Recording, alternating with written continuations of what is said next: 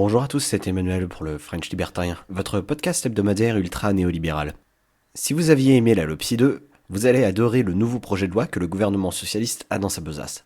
Parce que la menace fantôme terroriste fait rage, surtout dans les esprits des hommes politiques, nous allons devoir, une fois de plus, troquer un peu plus de nos libertés pour pas plus de sécurité. Il faudra m'excuser, mais le parallèle avec l'OPSI est réellement frappant. Les députés socialistes avaient voté contre cette loi sous l'ère Sarkozy, qui voulait instaurer toute une série de dispositions similaires à celles que le Sénat et l'Assemblée nationale viennent de voter. Et là, enfin au pouvoir, que font-ils ? Ils s'empressent de faire voter exactement la même chose. À tel point que Lionel Tardy, probablement un des seuls députés de l'hémicycle ayant ne serait-ce qu'une vague idée de ce qu'est Internet, n'a pas eu à chercher bien loin pour préparer son contre-argumentaire. Il s'est contenté simplement de fouiller les archives et de lire les extraits des discours de députés socialistes critiquant l'OPSI. Les mêmes qui aujourd'hui veulent tailler dans nos libertés individuelles à coups de machette. Sur le fond, lorsque l'on parle de terrorisme, il est nécessaire, pour changer, de garder la tête froide et d'analyser les chiffres. Je sais bien, vous allez me dire que les chiffres, c'est froid, c'est pas humain. Ça existe objectivement en dehors de toute présupposition idéologique. J'ai tout à fait conscience du fait que l'objectivité et l'esprit critique n'ont pas leur place dans ces débats.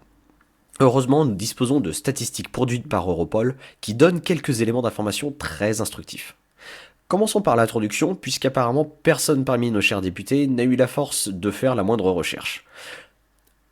Je cite, en 2013, 7 personnes ont été tuées dans l'Union Européenne lors d'attaques terroristes. Fin de citation.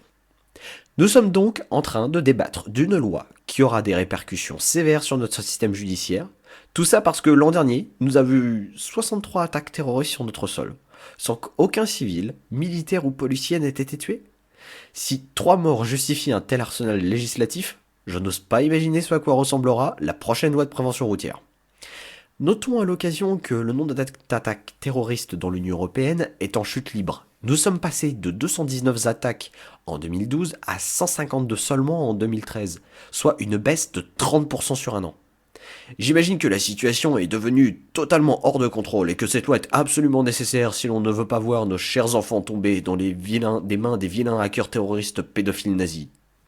Je tire personnellement 2 enseignements de cette loi. Premièrement, le slogan « Le changement, c'est maintenant » est le plus grand mensonge de l'histoire de tous les temps. Après 18 mois de gouvernement vaguement à gauche, Hollande a décidé de faire du Sarkozy frelaté.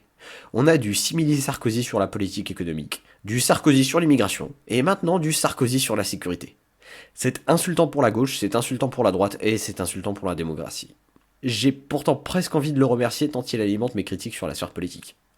Comme pour l'OPSI 2, comme pour le Patriot Act aux États-Unis, comme pour toutes les vaines pseudo-luttes contre le terrorisme, on prend un quelconque illuminé que le transforme médiatiquement en armée nazie à lui tout seul. Il ne s'agit pas de vous protéger.